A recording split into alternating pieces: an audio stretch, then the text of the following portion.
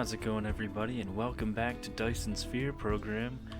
Right where we left off in our last episode, I haven't changed a thing. All I've done is taken a look and formulated a plan for what we need to do next, and also noticed any issues in the setup we have now. So first thing I think we should do is focus on speeding up iron production, and there's a couple ways we can do that. The first bottleneck lies here in our mining facility, which is only producing just barely enough to keep all of our forges alive. So first thing I think we're going to do is add a second one of these just to ramp up production of ore. Another very quick thing we can do is I'm going to switch this to ingots, because magnets really aren't used in that many components right now, especially we only have one recipe that uses them. So we're just going to take all of these and put them over here, and yeah, we're gonna make this third forge ingots as well, because we are sorely in need of those and we have an overstock in magnets. So yeah, that's done. That'll help enough already. But like I said, we'll get another mining machine up in here. Gonna need to make some more conveyor belts. We'll also need to hook this guy up to our power grid. So we have some crafting to do. Meanwhile, there's also, I mentioned it at the end of last episode, we need to move our research labs out of the way because our raw material production line is coming right through here, and obviously these are in the way. So let's do that real quick, and we'll find a better home for those. Obviously we can't do without them. Replace that power line, and now we have plenty of room. In their place, a little bit of future proofing we can do. We're going to need a lot of circuit boards and copper, whatever these are, super magnetic rings. We're going to need a lot of those because those are components in a lot of different things. Gears not so much, really just conveyor belts and sub-machines, but we're not going to worry about those right now.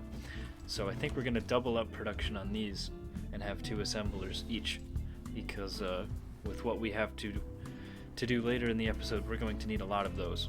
So we will see to that. Our crafting should be done, so let's hook this guy up. Oh, we never hooked it up to power though. That might help. There we go. So yeah, this one's producing even faster than the first one, so that should really help. So, as I was saying, next on the docket, we will build a couple more assemblers to double up production on those. Also, more future proofing to be done. We are definitely going to start running out of power again soon, so we're going to produce 2, or I guess 1. We'll need more components, but we're going to make some more coal power plants because 1 is not going to be enough for long. About that shortly. So just another pair of these guys, and let's see. So we'll set this one to circuit boards. I'll need to reconfigure its inputs, but we'll do that in a moment. We're gonna need some stone for the storages. Oh, there we go.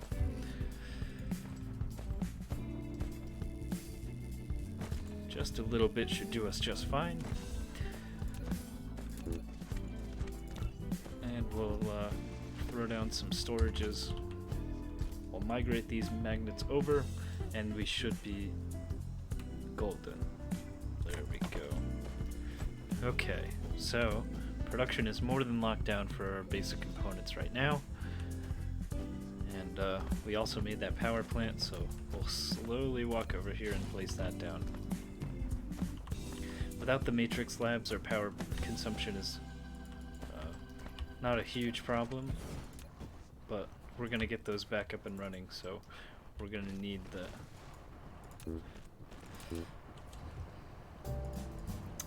production to support that.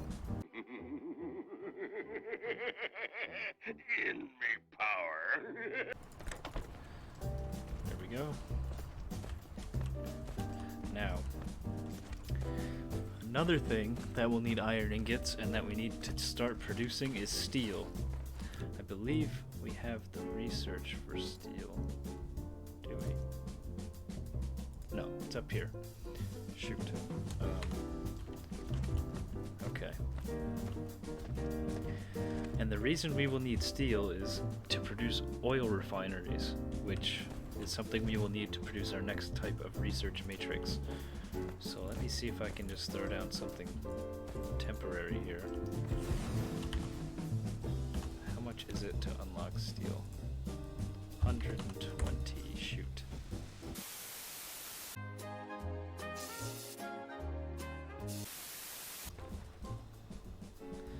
So, the reason we want steel is to, I already said, we need to produce oil refineries. Another thing we will need to do that is glass. So we get glass from stone. So we will go find a stone deposit, and I'll stock up on components before we head over there. So there's one right over here, nice and close. And there's also some gravel lying on the ground, which we can exploit as well. But same as all the other ores, we're going to throw down some mining machines and start stocking up on, the game calls it stone ore, which is a little silly, but so we'll get 2 mining machines because we're going to need a lot of this stuff. And we'll start just overstocking on stone. And we'll come back to this. Alright. Steel production research is coming along. We could even speed it up a little by just throwing those guys down on top.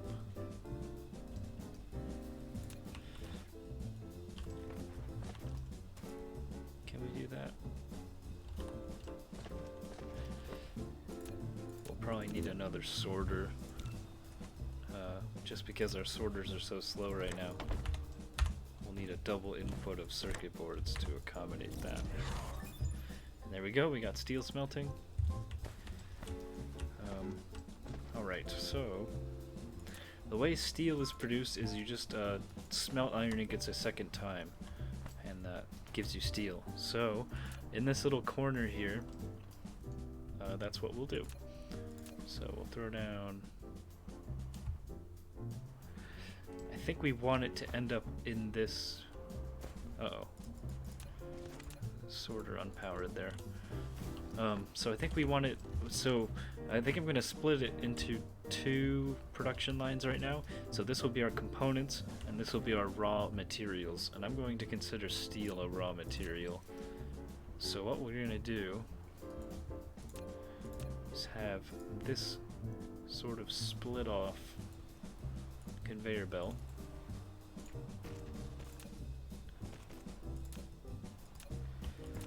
And then we are going to have 2 steel forges. Oh, I put one in the way. There we go. And while we don't need them, we'll produce a bunch of those and a bunch of these. These will be set to steel production.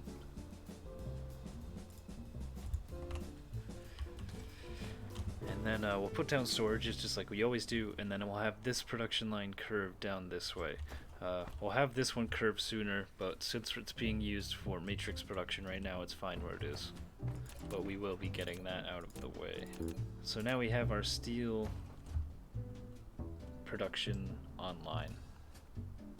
And I didn't leave room for it to have a conveyor, so gotta do that real quick. gonna come out one more and make this 4 conveyors.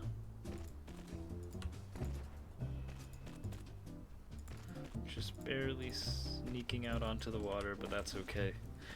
Conveyor belts can float for some reason. There we go. As you can see, we're producing steel now. So that will come in handy later. That's our next research.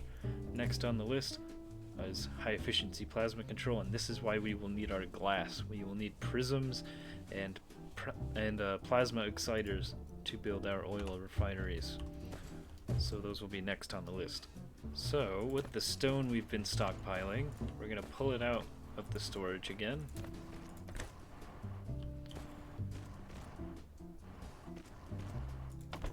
And put it on a conveyor.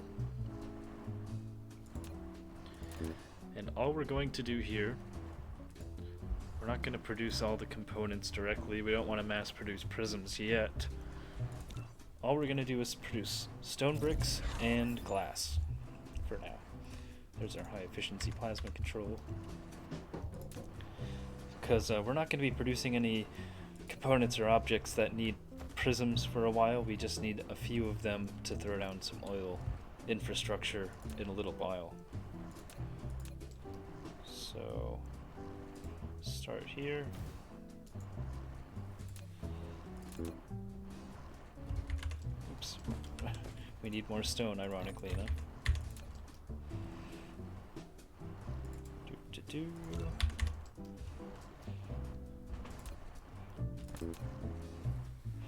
do we need for one more of these?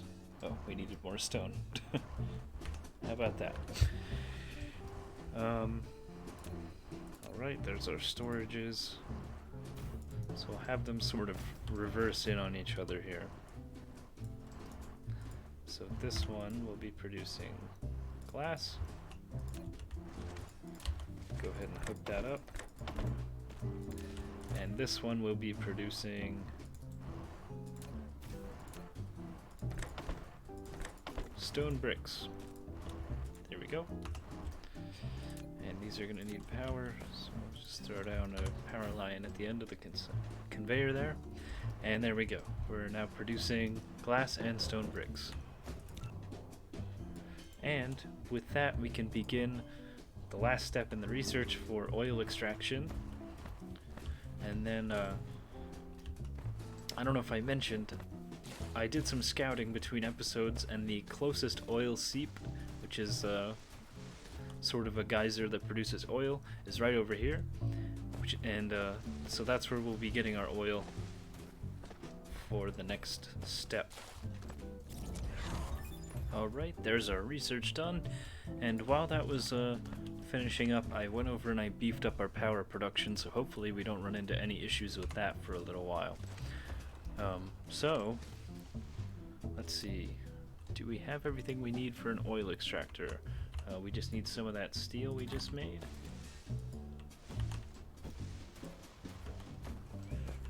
Oop. Running out of iron again. Interesting. Well, I'll tell you what. We'll just take some iron from our chests over there. The issue is our sorters are just too slow at the moment. We'll upgrade those shortly. But, yeah, so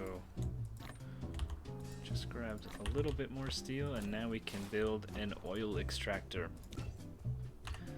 So, as I may have said before, what this will enable us to do is produce hydrogen, which is one of the 2 necessary components in the next level of research matrix, the energy matrix. The other is something called energized graphite, which is a it's just like steel, but you smelt coal and you get energized graphite. So we'll start producing that. That's not a problem at all. The problem is hydrogen production, because although this oil process will produce hydrogen, it produces it very, very slowly. So getting enough of it to adequately produce research matrices will be difficult. But there's our oil extractor placed down. What we need to do is set this to Oh, we don't need to set it to do anything. We will need a second facility, an oil refinery, which will need even more steel. I should have grabbed a bunch. Alright, so I've gone ahead and I've started crafting up our oil refineries. It took a while to make all the components, so I did a little jump cut. But yeah, so we have 2 of these now, and we'll gauge our hydrogen production later. Maybe we'll need more, maybe we won't. But we'll start with 2. It's probably all our power grid can handle right now anyway. Oh god. Aren't you so glad that I cut the audio back in this video so you can hear him this time? Jeez Louise. Get out of here.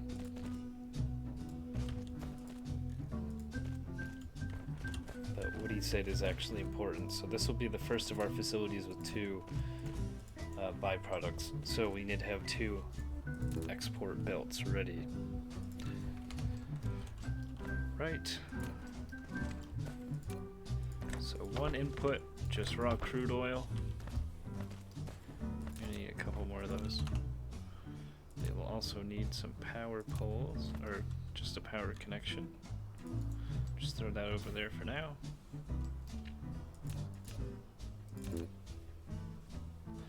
We will also build a storage, and we already have a liquid storage for our crude oil, or sorry, petroleum.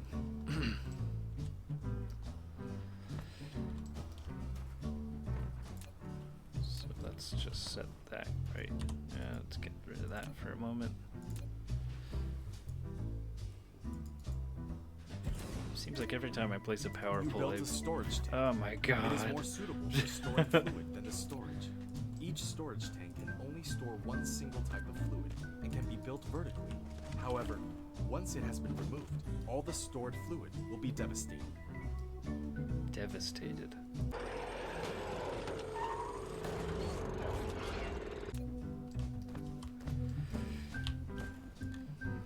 We can make this more efficient here. Oh no, we can't. I'm stupid. Never mind. So yeah, this will be temporary. Do I really not have enough? Oh, it's because I did the wrong side. Man. Alright. There we go. So this will be just temporary storage for our petroleum. We will use that for other things later. And we just need to get our sorters hooked up.